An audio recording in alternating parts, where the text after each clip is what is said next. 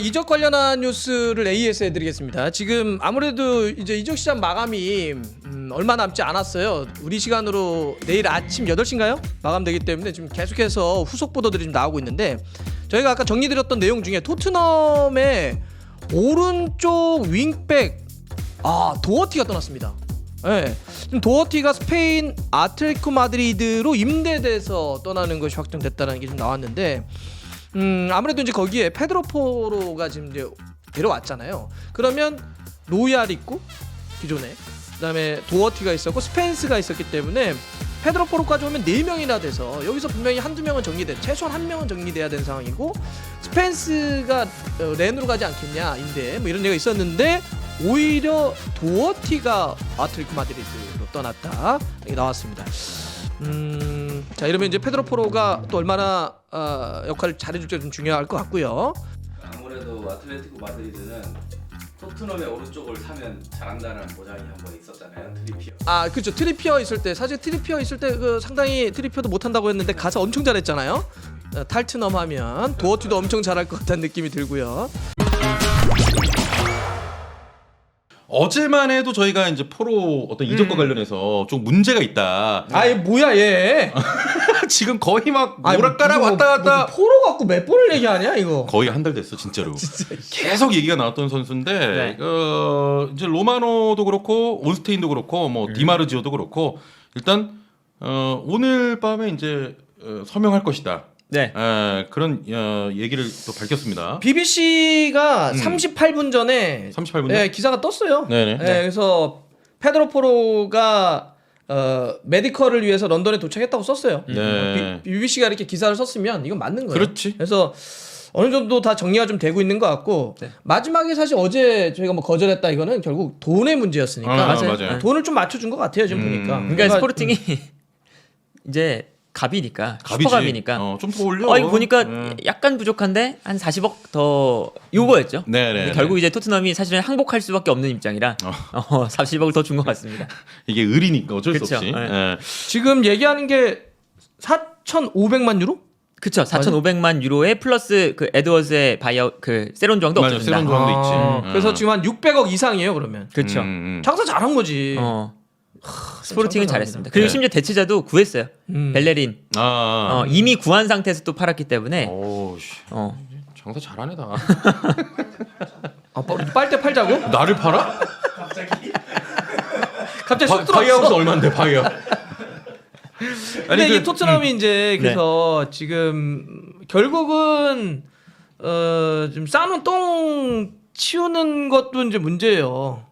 그러니까 예를 들면 제드 스펜스 지금 지난 여름에 2천만 유로 주고 데려왔는데 결국 이렇게 되면 지금 내보낸다는 거 아니야. 그쵸. 그 자리에 요하트. 네. 아니 어쨌든 로얄이 있지.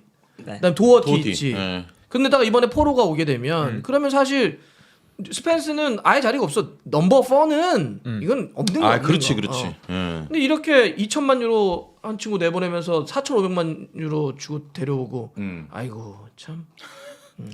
아니 아까 포로도 이제 런던으로 향하는 그 리스본 네. 그 공항에서 나온 인터뷰 막 사진 같은 거 보는데 맞아요. 되게 해맑더라고. 그러니까 포로는 가고 싶어 했죠 계속. 네. 그래서 뭐 이 인터뷰도 했는 게 그 인터뷰 내용이 뭐냐면 스포르팅한테 내가 뭐 협박을 한 게 아니라 내 의사를 전달했다. 가고 싶다고 의사를 전달했고 스포르팅이 그걸 이해해줘서 고맙다.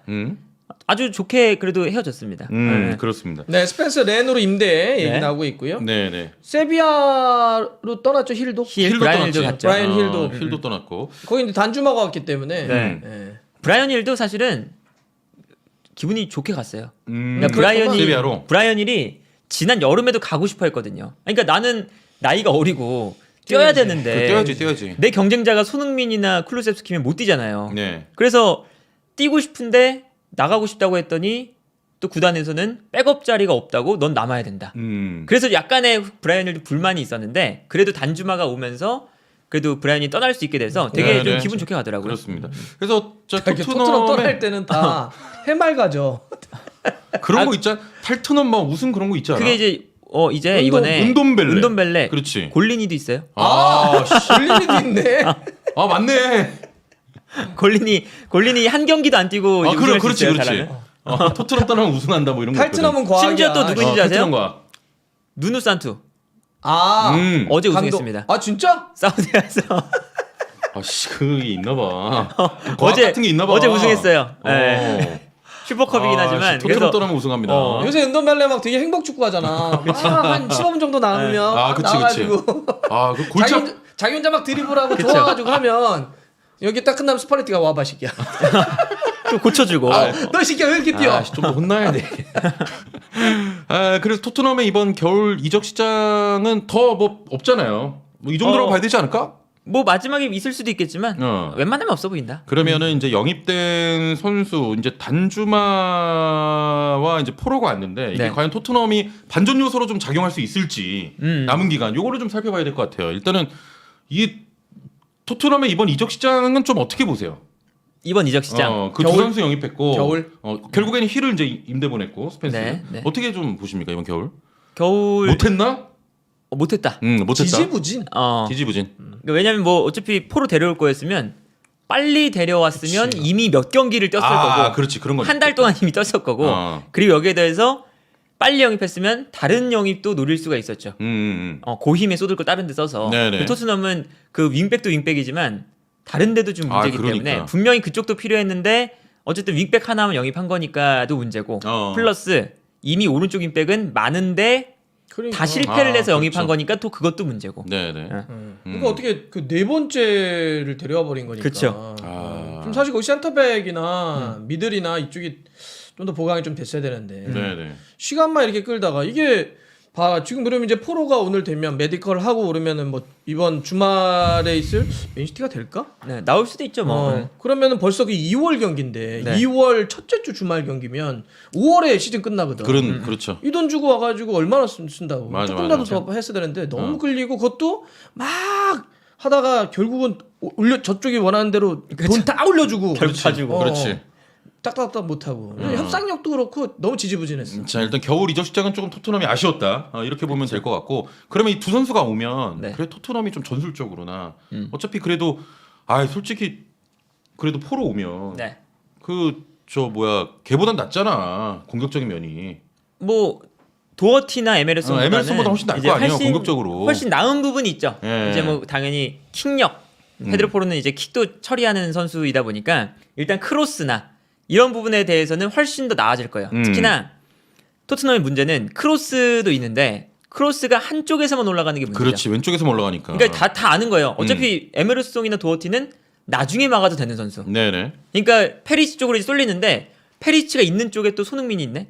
그러면 그쪽에 수비가 쏠리면 손흥민도 같이 뛸 만한 공간이 없어요. 그렇죠. 근데 이제 이게 포로가 오면서 왼쪽에서도 올라오고 오른쪽에서도 올라온다. 이게 되면 수비가 분산이 되면서 일단 뭐 크로스도 잘 올라오고 플러스 손흥민한테도 조금 더 공간이 생긴다.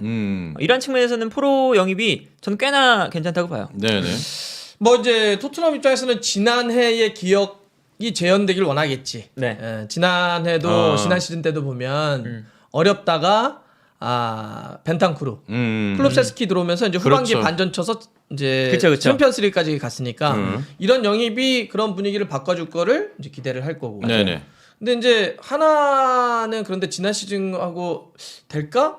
우려스러운 거는 네. 어쨌든 지금의 토트넘의 문제 중에 하나는 물론 선수들도 뭐 윙백이 어떻다 이런 얘기도 할 수 있겠지만 이 콘테 감독을 중심으로 한 전술적인 경쟁력이 너무 많이 떨어져 있다는 거니까 전술적인 경쟁력이 떨어져 있는 상황에서의 선수의 이런 일부의 보강이 얼마나 극적인 변화로 이어질 거냐 그렇지. 얼마나 큰 이거에 대해서는 조금 아닐 수도 의문이다. 있지 않을까라는 생각도 든다는 거지. 근데 이제 어쨌든 이제 그 포로가 오면서 기대하실 부분은 손흥민한테 컵백이 올라올 수 있어요. 이제 그 맨날 안 올라왔으니까 그쪽에서. 그러니까 포로가 이제 어떤 스타일이냐면 네. 크로스가 좋아요. 근데 네. 이 선수가 기본적으로는 돌파력도 좋고 그렇지. 박스 안으로 볼을 몰고 들어가는 빈도가 되게 많아요. 네. 도어티나 에메르송하고 비교하면 스포르팅의 뭐 스페셜 같은 거 찾아보시면 박스 측면 지역에서 드리블할 때가 많습니다. 안으로 들어와서 거기서 이제 크로스를 올리기보단 안쪽에 그냥 패스를 주거든요. 그럴 때 손흥민한테 이제는 제공권 싸움이 아니라 발밑으로 오는 빈도가 좀 늘어날 수 있다. 나는 그냥 로얄에 그 대도 않는 노룩 안 봐서 그리고 분명히 거기가 필요한 지점이 아닌데 갑자기 거기서 막 이상한 개인기 하잖아.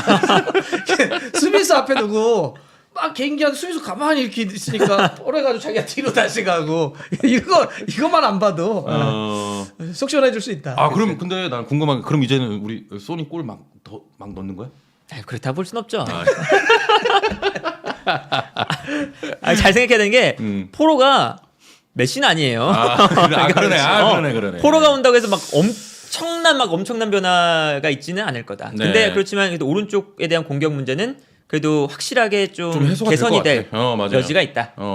그래도 문제 정리하자면 토트넘 같은 경우는 그래도 이렇게 막 반전에 그런 거는 좀 쉽지 않을 것이다. 그렇죠. 분위기가. 뭐 쉽지 않을 것이다 단언할 수는 없지만 그래도 그 분위기 반전에 대한 영입은 그래도 했다. 네네. 그러니까 뭐 지난해처럼 되는 걸 베스트로 생각하겠지 토트넘은. 그렇죠. 그렇지. 네, 네. 그래도 항상 얘기했지만 영입을 못한 것보다 나은 거니까. 그렇죠. 어쨌든 영입은 했습니다. 단주마도 왔고. 단주마도 왔고 그때 뭐 데뷔전에 데뷔골도 넣었고. 그렇죠. 네. 토트넘 이제 좀 잘했으면 좋겠어 진짜 좀 져도 되니까. 네. 지면은 안 되지만 좀 재밌는 경기가 너무 똑같으니까 좀 오른쪽에도 좀 시원하고 막 이랬으면 좋겠습니다.